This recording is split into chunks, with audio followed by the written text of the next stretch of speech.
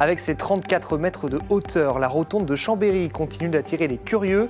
Cet édifice, classé aux monuments historiques, construit sur une terre marécageuse au début du XXe siècle, a été bâti selon les mêmes techniques que celles utilisées pour la Tour Eiffel, un bijou d'architecture au service de la rotation des trains, vous le verrez.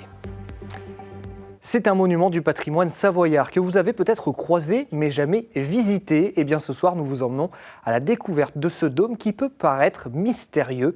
La rotonde de Chambéry, un édifice classé aux monuments historiques depuis 1984 et qui abrite en son sein un symbole de l'ingénierie ferroviaire de l'époque. Visite guidée avec Fabrice Liégard et Maxime Kemener.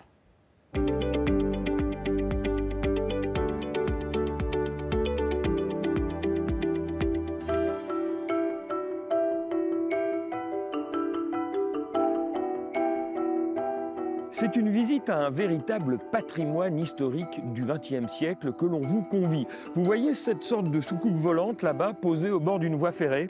Eh bien, ce n'est pas une gare, mais davantage une tour Eiffel pour n'importe quel Chambérien. Vous allez comprendre. Bienvenue sous le grand dôme de la plus grande rotonde ferroviaire de France.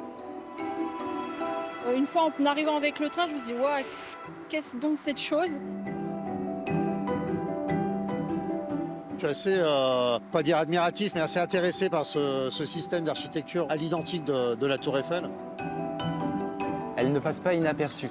J'ai une collègue qui aime bien l'appeler la grosse brioche. La même proximité, le même symbole d'appartenance à un territoire. Toute proportion gardée, la rotonde est aux Chambériens ce que la Tour Eiffel est aux Parisiens. Eiffel en moins. C'est pas Gustave Eiffel qui a réalisé les plans et la structure de la rotonde. C'est les ingénieurs de la SNCF qui ont, en fait, si vous voulez, repris la même technique. On est quand même sur une belle performance technique parce qu'on est sur une coupole qui va jusqu'à 27 mètres de hauteur, 34 si on prend le lanterneau. On a 900 tonnes quand même d'acier, de métal qui repose vraiment sur très peu de piliers métalliques. Car c'est à l'origine sur une terre marécageuse qu'en 1906, les travaux de fondation de la rotonde commencent. Une construction sur pilotis de 8 mètres de haut, noyée dans le béton sur plus de 5 mètres et coiffée par une maçonnerie devant supporter une gigantesque charpente métallique.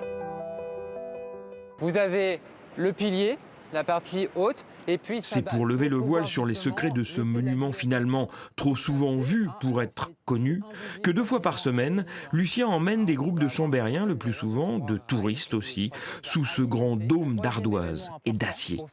C'est vraiment quelque chose de très majestueux. Vraiment, ça donne un effet waouh quand on rentre. C'est très très grand par rapport à ce qu'on voit à l'extérieur. Vraiment, c'est assez impressionnant. La locomotive qui va entrer justement dans la rotonde, qui va venir se positionner. C'est magique, c'est un petit peu rêve d'enfant, tous ces trains. Mes grands-parents sont à la Cassine, donc juste à côté, et je suis passée tous les jours ici et sans jamais vraiment savoir ce qu'il y avait à l'intérieur. Donc c'est vrai que voir tous ces trains et cette architecture, c'est vraiment sympa. Sympa aussi de voir tourner et tourner les trains, une vraie valse, exécutée encore au quotidien par les trains actuels, ceux de la SNCF lorsqu'ils ont besoin d'entretien dans les ateliers voisins, mais aussi des trains beaucoup plus anciens, comme cette locomotive mythique, la première à avoir été livrée aux bons soins de l'Association pour la préservation du matériel ferroviaire savoyard. Un locataire de la rotonde qui, en 24 ans d'existence, a remis sur rail la bagatelle de 30 trains historiques. Aujourd'hui, elle est en état de marche à l'intérieur du dépôt et elle date de 1929. Elle fêtera son centenaire donc en 2029 et on se donnait pour objectif à cette date de la faire recirculer de nouveau sur le réseau ferré national, donc en tête de nos trains à vocation historique. Alors, si un jour ou l'autre il vous arrive de monter dans l'un des trains de l'association savoyarde, n'oubliez pas de rendre une petite visite à celle qui, depuis bientôt 130 ans, à Chambéry, les fait valser sous sa grande voûte.